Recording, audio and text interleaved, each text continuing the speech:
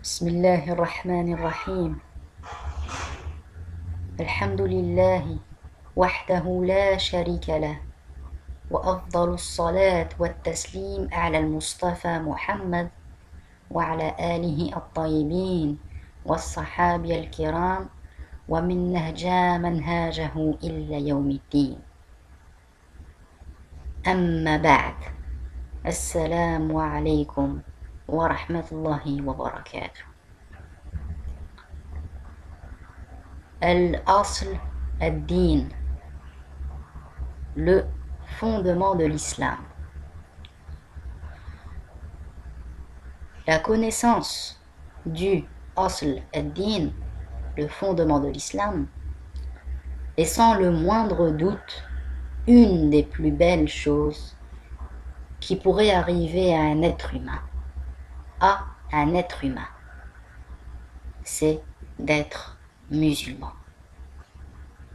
En effet, il n'y a pas d'islam sans cette connaissance, et quiconque meurt en ignorant le Asl ad-Din n'entrera pas au paradis. Le Asl ad-Din est le fondement inéluctablement nécessaire, sans quoi personne ne peut être musulman, et ce, dans tous les cas possibles. Immanquablement impératif. C'est une question d'être musulman ou de ne pas l'être. D'où l'énorme importance de connaître le Asl ad-Din qui est méconnu aujourd'hui. Allah Ta'ala, au fil de l'histoire de l'humanité, nous a envoyé de nombreux prophètes et messagers. En commençant par Adam alayhi salam, Adam, que la paix soit sur lui, Nuh, Hud, Salih, Ibrahim, Ismaïl, Ishaq, Yaqub, Yusuf, Shuhaib, Aaron, Moussa, Daoud, Suleyman, Ilyas, Yunus, Zakaria, Yahya, Isa, Muhammad, alayhim salam, que la paix soit sur eux.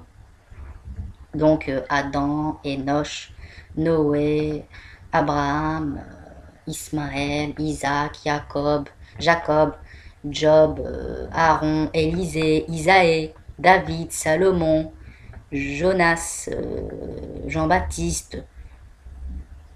De nombreux prophètes ont été envoyés par Allah Ta'ala. Quelle était leur religion? Leur religion est l'islam. Tous les prophètes ont été musulmans et sont musulmans et font partie de la religion islamique. Allah Ta'ala dit dans la sourate Ali Imran, la famille d'Imran, verset 19, Inna adina hindallahi al-Islam. La religion acceptée d'Allah, c'est l'islam. Dans cette même sourate, au verset 83, 84, 85, Allah Ta'ala dit وَمَنْ يَبْتَغِي غَيْرَ الْإِسْلَامِ دِينًا فَلَنْ يُقْبَلَ مِنْهُ وَهُوَ فِي الْآخِرَةِ مِنَ الْخَاسِرِينَ. Et quiconque désire une religion autre que l'islam ne sera point agréé, et il sera dans l'au-delà parmi les perdants. Quel était le message de tous ces prophètes et messagers?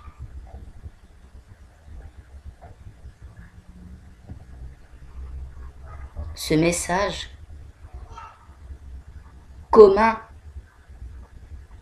à tous les prophètes et messagers est La ilaha illallah. Traduction: Il n'y a de divinité digne d'adoration qu'Allah. La ilaha illallah. C'est la parole essentielle de l'appel commun des messagers, l'essence de leur message, l'essence de leur mission.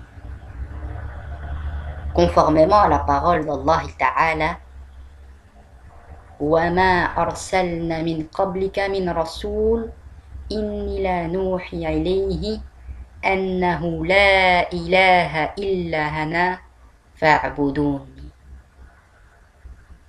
Dans Surat Al-Anbiya, les prophètes, Surat 21, verset 25, Allah Ta'ala dit: Et nous n'avons envoyé avant toi aucun messager à qui nous n'ayons révélé La ilaha illa ana fa'buduni. Point de divinité en dehors de moi, adorez-moi donc. Le message commun de tous les prophètes et messagers, qui sont tous musulmans, est La ilaha illallah. La parole La ilaha illallah. Cette grande parole a de grands mérites, de grandes particularités, des fruits utiles et d'énormes récompenses que personne ne peut compter. Et les récompenses pour cette parole sont inimaginables.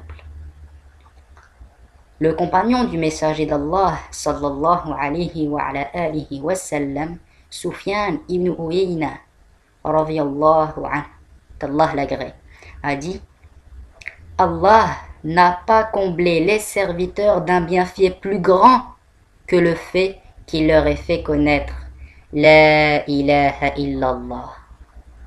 Elle est la bonne parole, la parole ferme, l'anse la plus solide, la parole de piété. Celui qui s'y accroche sera sauvé, et celui qui la néglige périra. Il est rapporté dans les deux recueils de hadiths authentiques, donc de récits authentiques, que le prophète sallallahu alayhi wa alihi wa sallam a dit: Allah a interdit à l'enfer quiconque dit La ilaha illallah en recherchant ainsi le visage d'Allah. Cette grande parole a ses droits et ses obligations, de même que ses conditions et ses exigences. On dit un jour à Al-Hassan al-Basri, rahimahullah, qu'Allah lui fasse miséricorde. Certaines personnes disent que quiconque dit La ilaha illallah entrera au paradis. Al-Hassan répondit: Quiconque dit La ilaha illallah en accomplissant ses droits et ses obligations entrera au paradis. Et une personne interrogea Wahb ibn Munabi' au sujet de la clé du paradis, en lui disant que c'est La ilaha illallah. Il lui répondit: Oui, mais chaque clé a des dents. Donc si tu viens avec une clé qui a des dents, on t'ouvrira la porte, sinon on ne te l'ouvrira pas. Allah a rendu obligatoire à chaque personne le fait d'accomplir la réalité de ce que cette parole indique et de mettre en pratique son but, qui est l'attestation de l'unicité d'Allah et la négation du fait de lui associer quelque chose. Je répète, la parole La ilaha illallah. Traduction: il n'y a de divinité digne d'adoration sauf Allah. Il n'y a de divinité digne d'adoration sauf Allah.